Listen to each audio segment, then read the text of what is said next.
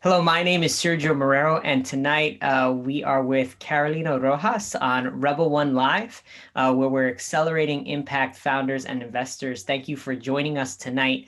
Just a little introduction about Carolina.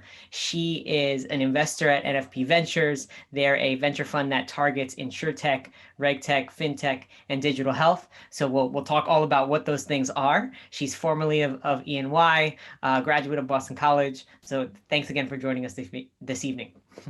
Yeah, thank you so much for having me, Sergio. Of course, of course. So I wanted to dive in, give a little space. Can you say more about NFP Ventures?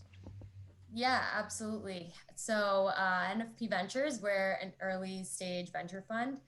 We started in 2018 and I joined the team in 2019. And as you mentioned, we're focused on fintech, insuretech, digital health. We focus on earlier stage investments between Series Seed to Series B. Our check sizes are typically around 500K to 3 million to start. So that's a bit about NFP Ventures. Are you and in making those investments, are you do you lead rounds or are you usually following?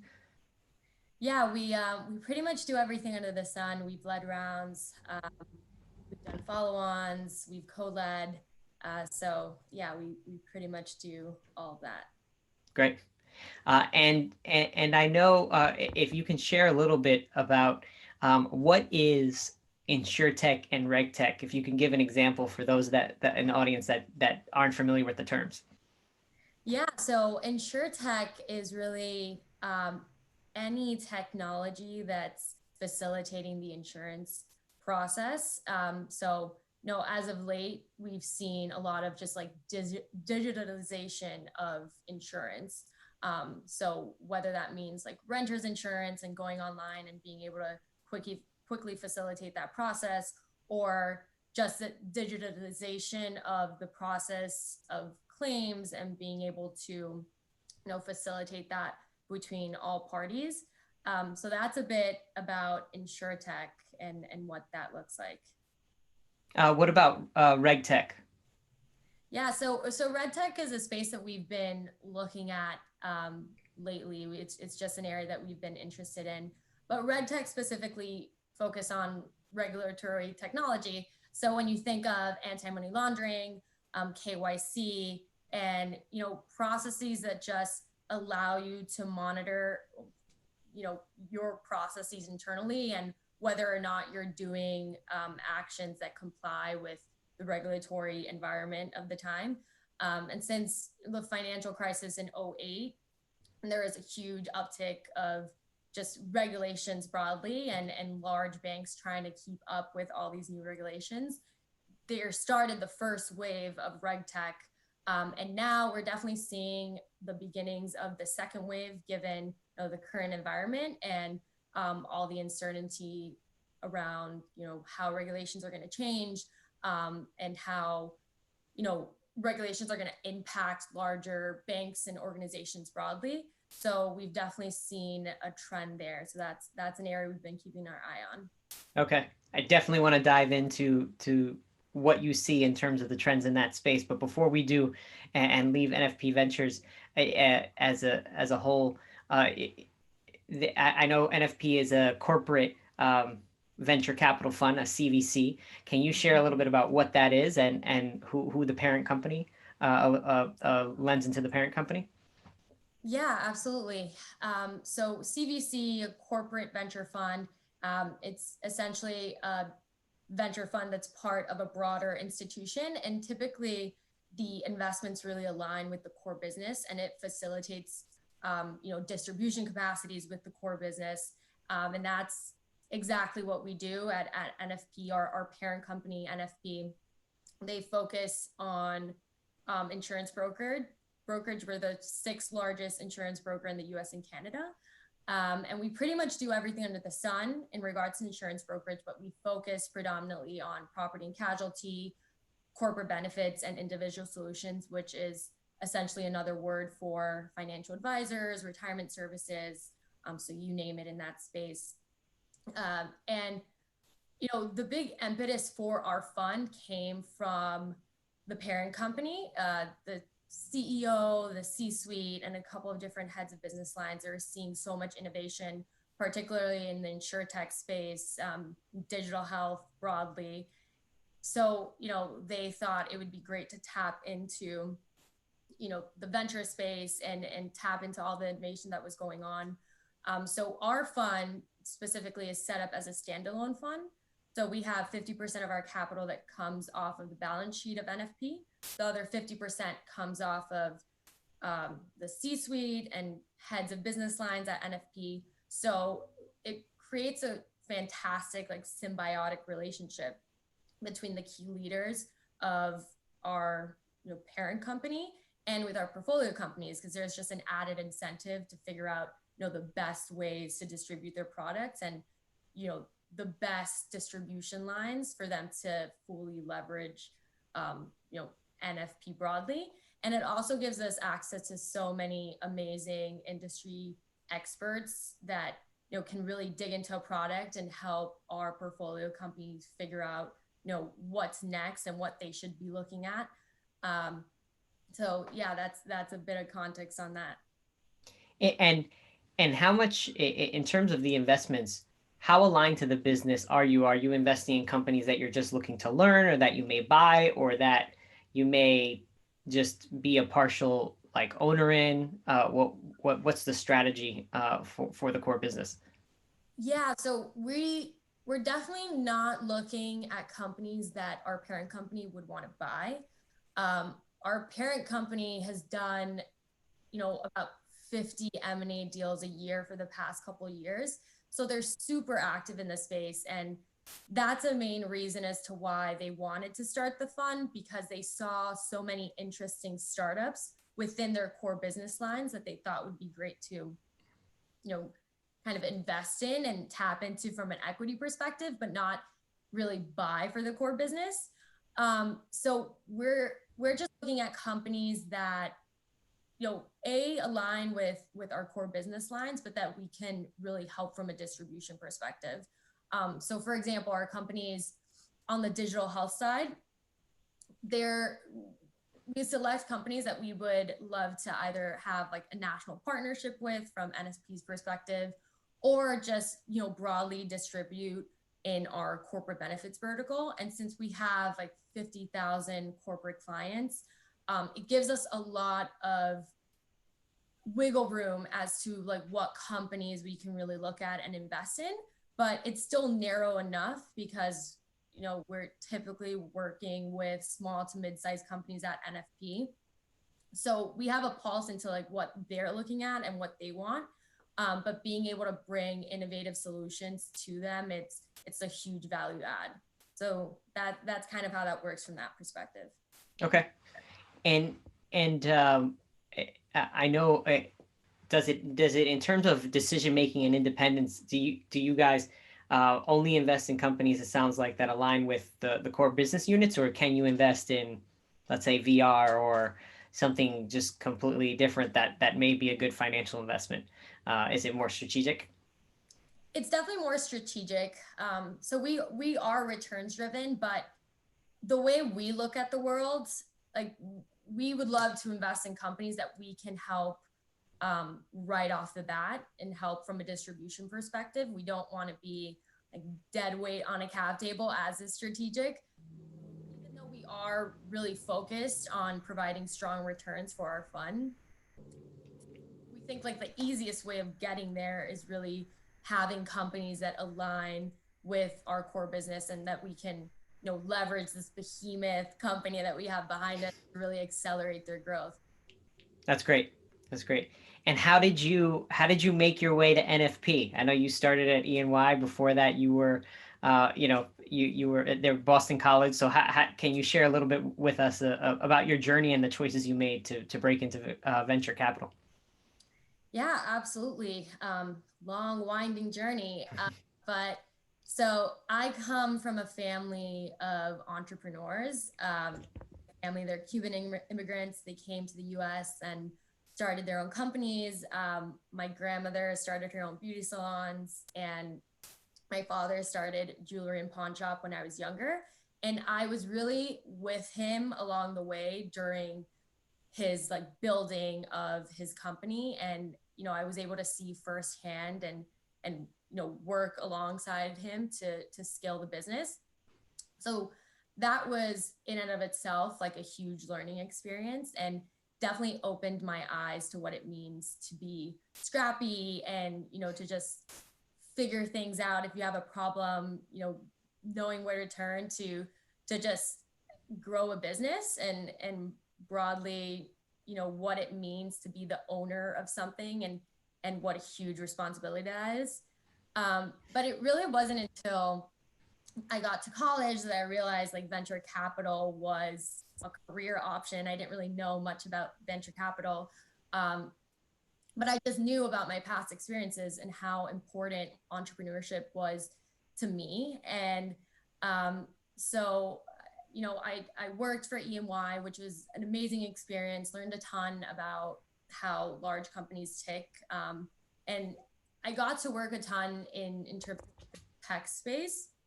So that was also really interesting, just knowing that, big companies also have massive tech problems. That was a huge eye opener to me, because I just thought these behemoth companies were, all buttoned up. But I spent 6 months with an accelerator program, really loved getting my hands dirty with startups, and, you know, figuring out how to solve some of the core issues, and where they wanted to pivot directly. And then after I graduated, I spent some time at Wells Fargo in their equities division. So, while I was there, I knew venture was the goal. So I just took it as a huge opportunity to look at different products in the financial industry and really learn a ton about the space. And, through that process, I just did a ton of work of meeting people in the venture space, getting to figure out what I wanted to focus on from an investment perspective. And then luckily I was able to find NFP, and I have an amazing team that they do a ton of work, and just allowing everyone in the organization and everyone in the venture space to just focus on new companies, new exciting companies, get their hands dirty, and really dig in. So it's been great. And can you share a little bit? It sounds like you said it was a winding journey, and I know I talked to a lot of people that break into venture. Everybody says the path is never straight and narrow and consistent. Can you share a little bit what were some of the challenges and the unique things you did to get on the map? Yeah, I think for me, I really wasn't afraid to fail. I tried to go to as many like interviews as possible, talk to as many people as possible.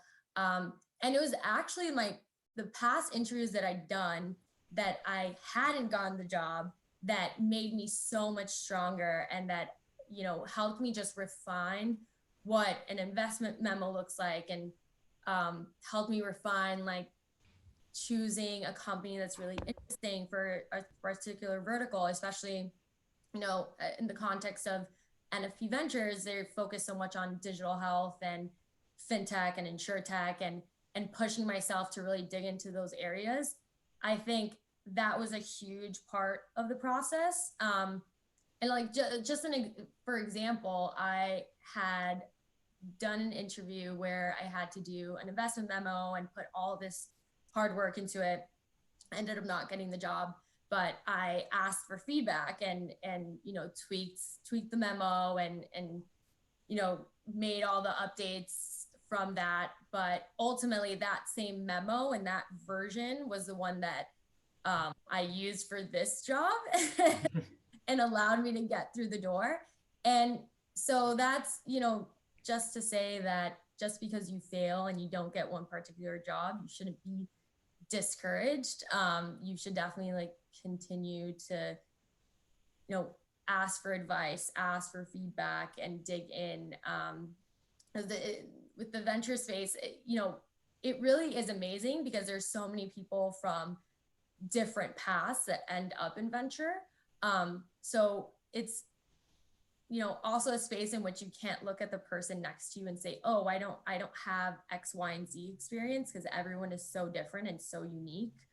Um, just like in our team as well, we have a lawyer, we have someone that's a data scientist, we have someone that's, had a phenomenal career in business and finance. So it's all so different, but we all add such unique views to the process. Thanks for sharing that.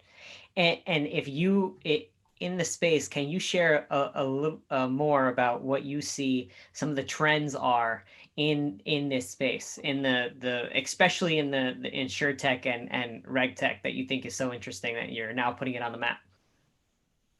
Yeah, so I think a huge trend, especially in insurance, because insurance companies, they're these massive, massive companies that have sit on so much data, but for so long they didn't really know how to process it, compartmentalize it, digitize it. And so now we're getting to a time where they realize like how leveraging this data can really move them from point A to point B, and just, really allow them to leverage the full capacity of just the underwriting process, the claims process, et cetera. So I think we're moving to a time where insurance companies are gonna digitize more and more, and they're gonna implement new technologies to just facilitate a lot of processes, because a lot of their systems are definitely broken in the sense that they're, they do things through emails or PDFs, where they can just have, one platform that just facilitates the process and connects them to all their counterparties. So I think we're getting a lot of that in the insurance space. And from the RegTech space, as I mentioned earlier, I think there's a lot of banks that are still not fully ready to adapt to some of the AML or KYC technologies that are out there today, because they're still at a basic level trying to get their technology up to speed. So I think there's going to be a lot of companies that are going to help facilitate that process for some of the smaller banks that really need to start thinking about the regulatory environment, how that could potentially affect them. And just like another strain with that, because now like cyber risk is a huge issue. So you have a lot of smaller banks that don't have the protections in place, and they're realizing this could be really detrimental to their business as a whole. So I think, in general, there's just going to be more digitization, more moving to the cloud, more like refining the data that they have in house. Yeah, especially with I always say, speaking to different people that want to get into investing, and I mentioned legal tech, reg tech, like some areas that might not be as sexy, right? Not as like consumer products or luxury goods. What's attractive about being in a space like InsureTech, and RegTech? Yeah, I mean, in InsureTech, yes, it's not sexy, but there's just so much opportunity, and that's so exciting. Um, I mean, even with us, Indio Technologies, which was one of our portfolio companies that they exited this past year, they were just a really simple solution with what I had mentioned, just digitizing the claims process. But they were so successful because no one had done it before. It was just a hole in a process that it's just a no-brainer.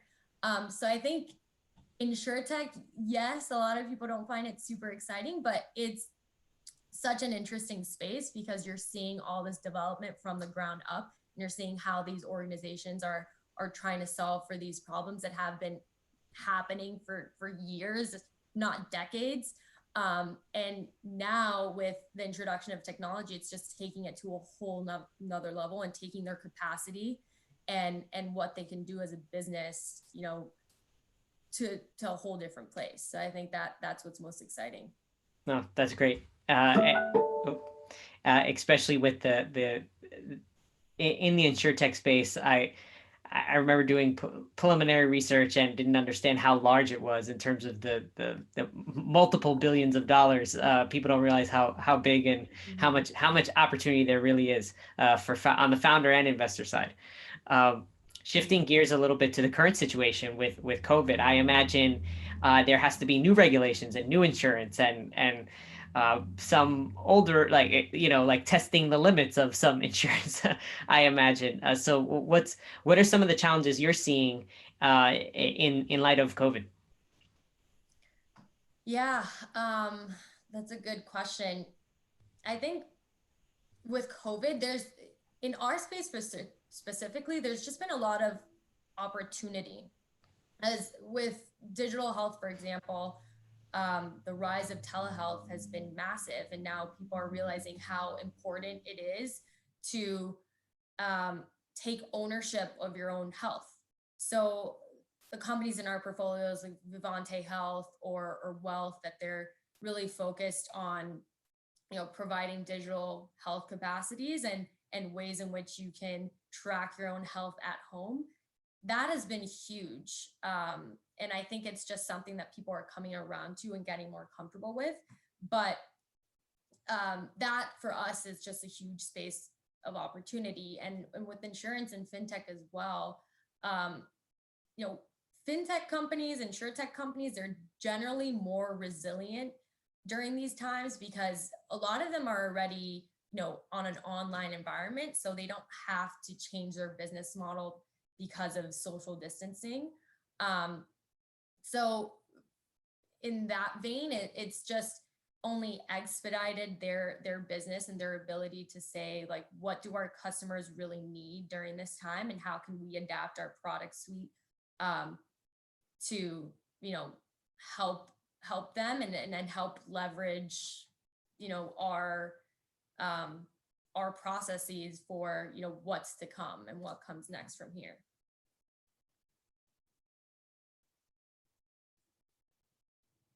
Oh, sorry about that. When you're thinking about insurtech, especially because in some cases it's required, right? So you'd imagine there the revenue streams would be consistent. It'd be a it's sexy in that regard. It's more just much more stable as you go in and out. Who knew there would for the insurance and regulatory industry. I've done a little bit of research.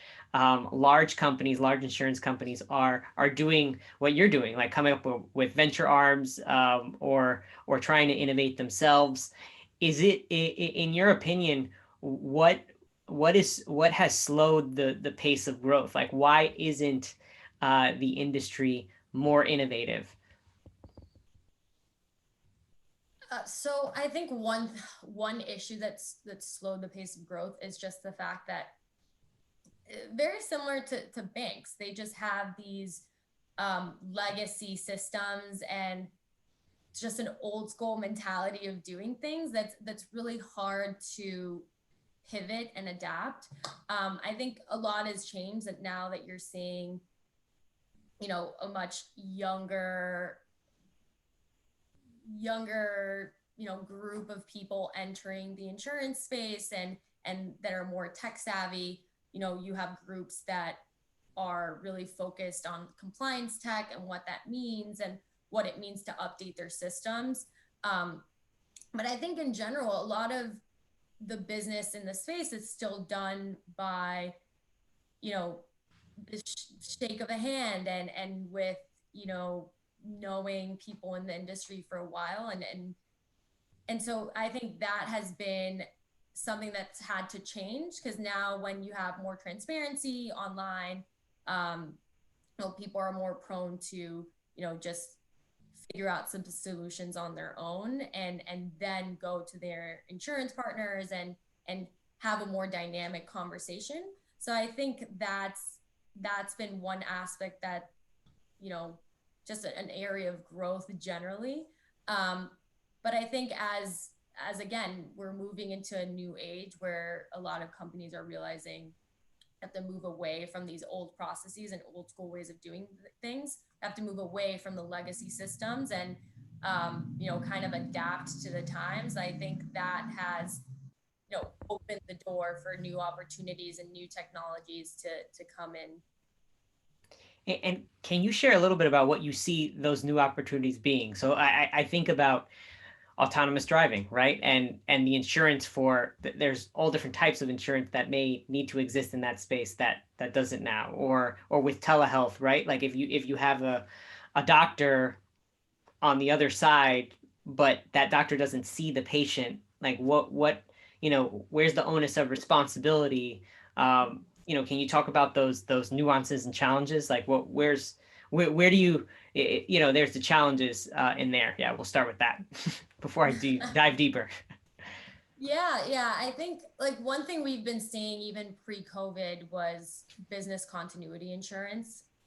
And now, given all that's going on, that has definitely risen astronomically. Another huge area, cyber insurance, what that means. Um, you know, we have a portfolio company, Axio, that's super focused on um, just providing stress tests and really figuring out what is the cyber coverage that you need. And for us, that was super interesting because a lot of companies are, kind of just saying, yes, you need this cyber coverage. Yes, you need this other thing. And, the consumer doesn't really understand why. Whereas this company, Axio, they're definitely focused on providing you the right coverage and telling you where are your areas of inconsistencies or holes in your processes that could be really solved by just fixing your systems or just by including this particular insurance coverage.